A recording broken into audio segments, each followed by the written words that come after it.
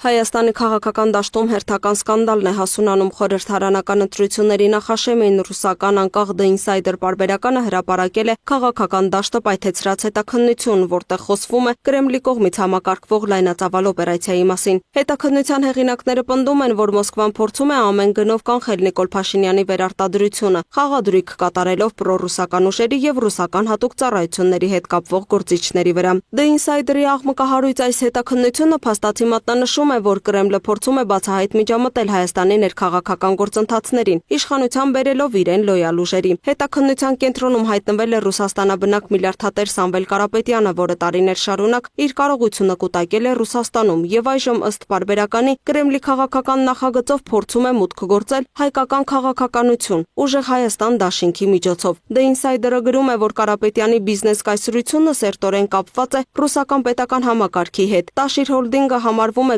Գազպրոմի խոշոր կապալառուներից, իսկ նրա հիմնական ֆինանսական շահերը գտնվում են հենց Ռուսաստանում։ Սա արդեն ինքնին լուրջ հարցեր է առաջացնում, ում շահերն է պատրաստվում սպասարկել Կարապետյանը Հայաստանի վարչապետ դառնալու դեպքում, Հայաստանի թե Կրեմլի։